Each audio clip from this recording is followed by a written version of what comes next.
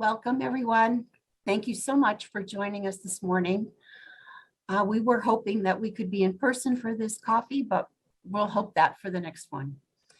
So I want to, I'm glad you're all here. And I wanted to welcome Dr. Tim Kaltenecker, who is going to be doing a presentation this morning.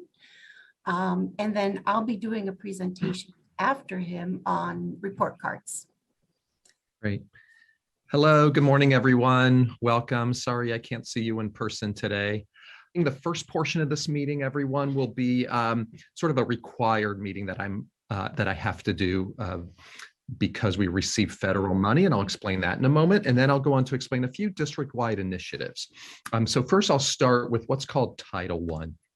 So Title I is a federal law that provides funding to school districts, and it's based on district need. That is, students who receive free or reduced lunches. And so we get a small amount of money, but we do get some money. And it's worth the application process to take any dollar from the federal government that I can get.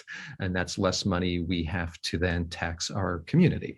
So it is designed to provide instructional support to improve programs and student learning. So I will share how funds can be used. That can be used for academic support for students. It can be used for materials and supplies for curricular programs. It can be teacher training and parent involvement. We get about $50,000 annually. Some districts get upward of $1 million or several millions of dollars. So while it's not that much money, we put every dollar to use. And some examples where we spend that money is we offer academic support programs for students who are falling below standards based on state testing data and other local assessment measures. And we provide academic support so we can get those students on level by the time they get to high school, so we can ensure that they're going to succeed. We also do summer programs. We offer professional development for teachers in a variety of the academic subjects, which are designed to help teachers support all students in their learning. So those are some of the opportunities and where we've spent money in the past. If you have a complaint about how we're implementing our Title I programs, this is the contact information, but I hope you'd reach out to me first. I've never had a complaint, but certainly this is part of my requirement that I have to inform you about. The other piece is we want families involved in our schools. This is part of what we have to do, but it's what we do anyway, because we know this is the best way to get the strongest school district is when our parents are partners with us. And there's a variety of involved in the school. This is just some from our being involved with our PTESA, being involved with the Byram Hills Education Foundation, which has raised and provided money, funds for various projects. And you're going to see some of those projects in a moment on my next portion of the presentation. You can be involved with our media center and Bobcat TV by coming in and filming programs, attending principals' coffees like today. We have hiring committees, and you can be trained to be on a hiring committee of our faculty and administrators. We also have site-based teams that we have parent involvement in. So there's a variety of ways to be involved in our schools, and I hope to see you in a lot of these different ways working with us. That sort of concludes that portion of it. What I want to do is go on to the bigger curricular initiatives and talk about a few things in our district. Now, this slide can be overwhelming, so I'm only going to focus on a few parts of it. On the left side here, you see some of the areas where anytime we're implementing curriculum or bringing in new curriculum or evaluating our programs, we are using these 6 areas as the ways that help define our focus for our curriculum and instruction. For example, we want our students to have voice and have choice in what they do. We want students to be able to make their own decisions, to have authority over their own learning. So that goes into everything from programs in our schools to the way we instruct students to be independent learners. That really helps them by the time they go through our schools to be independent learners when they go off to college and careers. We also have an instructional focus around authentic learning and student engagement, making sure the learning makes sense to our students, that they are engaged and interested in what they're learning. So these are some areas where we're providing a framework for how we implement new programs. I'll talk a little bit more about character education on another slide in a minute. We do have a social emotional focus, and we use this framework to help us with social emotional learning. This framework is a way to guide our decision making around the curricular programs we bring into the school. And there's 5 big principles around social emotional learning, which is self-awareness and social awareness, around responsible decision making, self-management, and relationship skills. And all of these things we know are linked tightly to the way students learn. That social emotional learning is part of academic learning. That when we're talking about attention and focus and memory, that's really driven by emotions, and that's driven by these social emotional learning components. And teachers focus on these in the classroom with helping students learn how to bring different perspectives to their interactions with students, to be communicating with students, to be working on teamwork and working on their self-discipline and stress management. This all links directly to how students attend and focus in the classroom.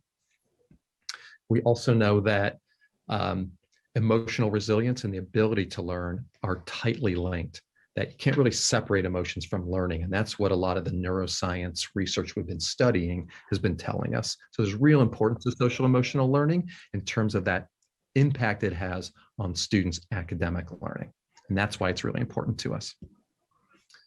We also are reviewing our character education principles. These were developed over 2 decades ago through working with our community members, teachers, and students. And our principles are respectful dialogue, respect for self and others, and service and kindness. And we're studying this through our site-based teams right now to see if these are still the important character education principles, whether we should be revisiting them, whether we should be adding to them or revising this language. So that's a conversation we're having this year through our site-based teams. And I want to talk about our STEAM curriculum. So for about 8 years now, we started working on developing a comprehensive K-12 STEAM curriculum, which is science, technology, engineering, arts, and math. And we have programs at all grade levels now where students explore and study and learn coding and electronics and design and robotics. And that goes all the way up through our high school, which culminates in courses like our robotics 3-year robotics course, or our AP computer science courses that we offer. It's a lot of rich opportunities for students at all grade levels to be learning the important skills and knowledge around a STEAM curriculum. These pictures are a couple years old, so if you see your child who looks a lot younger than they do now, that is why. These pictures were obviously taken a pre-COVID pandemic. Then we also 5 years ago began implementing what we call our Global Scholars Program. Global Scholars is a 3-year program starting in 10th grade at the high school where students study world issues, they study global issues, and learn how to design their own action based on their own areas of interest that they want to explore. It's an interdisciplinary course that brings together English language arts, social studies, and world languages. Starts in 10th grade for 3 years. However, students can start this program in 11th or 12th grade. They do not have to take all 3 years of the program, but may take any one, begin the program anytime after 10th grade or starting in 10th grade. I also want to thank our Byram Hills Education Foundation, who provided us some money to initially begin studying and exploring and creating this curriculum. These are some of the frameworks that guide that learning in terms of the domains of global competence, as well as the types of mindsets that we work with on designing, interacting with students. All the activities are trying to support these mindsets of helping students deal with ambiguity, develop empathy, being able to engage, and developing resilience. And that's what I want to share right now. And actually today, I am talking to our current freshmen and sophomores about a new, actually current sophomores and juniors, about a brand new program we're going to be launching next year at the high school called Startup. This is a program that will teach students entrepreneurship skills. And over the 2-year program, students will be thinking about and beginning to design and launch their own business. It can be a for-profit business or a business in the social sector. So I just had my first assembly and I'm going off to a second one right after this principal's coffee. And again, I want to thank the Education Foundation for providing us the initial seed money to get this program off the ground this year. So we're very excited about that as well. So those are some exciting things happening in our schools. And I wanted to share that with you as parents of young children. You'll know that these programs are something to look forward to, but they also have effects in the middle school and in the elementary schools as well, as we are always working to prepare students for these types of programs as they get to the high school. So that's all I have, Karen. I don't know if there's any questions that parents have for us, but you can certainly reach out to me individually. You can just email me at the district or give me a call. Thank you so much, Tim. Lots of really good information. So today we want to talk a little bit about the report cards, which are coming up next month. So first of all, I just wanted to share with you that the parent portal will be available both on February 4th and June 24th. And so those are the two reporting periods that we have. And we will be reporting out at those times on students' academic and behavior progress. So the report cards, basically the purpose of them is to identify the content that's aligned with the next gen standards, provide clear expectations and outcomes, communicate positive behaviors and that promote learning, some of what Tim just shared, and also talk about strengths and areas of growth. And then on the last reporting period in June, you will see the placement of your child's teacher in the new year. So basically, we're going to be looking at academics. And so on the report card, there are many descriptors that will tell you about under what section we are looking for proficiency on the grade level. So in the English language arts, some areas you might see on your child's report card are reads with fluency, retells a sequence of events, writes a written response to a text, anything that's aligned with the standards for that grade level and proficiency. Also, the math science area will have descriptors related to that. Adding and subtracting with accuracy is one of the first grade report card descriptors, and demonstrating the understanding of place value. And you can see some others up there that are both math and science related. So also as part of the report card, the special area teachers will report out in music and PE and art. Within the report card, there's also a couple of descriptors just talking about technology and handling it responsibly and respectfully, and using it in instructional opportunities. And then of course, there's a narrative that the teachers write, the classroom teachers write on the child as a learner and a member of the community in the class. The behaviors that we're going to be looking at are things like attending to learning tasks, demonstrating self-control, and then, following rules and routines are important, following directions, and then how they work independently and organize their materials, and how they complete their work, and also how they interact with others in their classroom. So that basically is wraps up the report card part.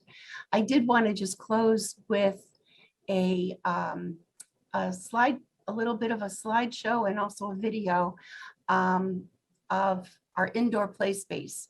We've had some super cold days, which have forced us to stay inside. We have a schedule where one class on each grade level, actually two classes, because we have two lunch and recess periods in each grade level. So two classes from each grade level will go to the indoor space, and instead of in the classrooms with other materials that they can participate in.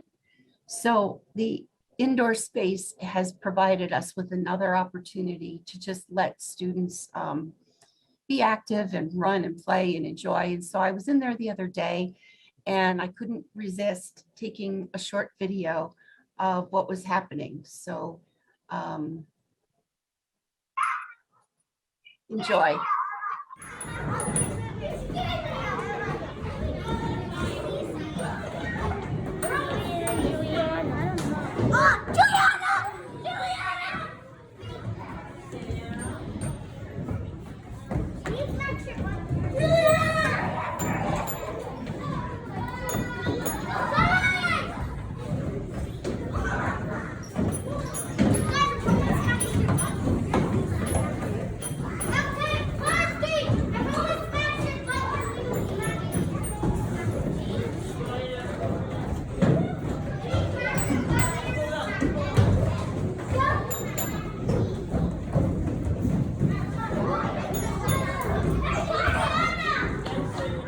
So this too was made possible for us by the Byram Hills Educational Foundation.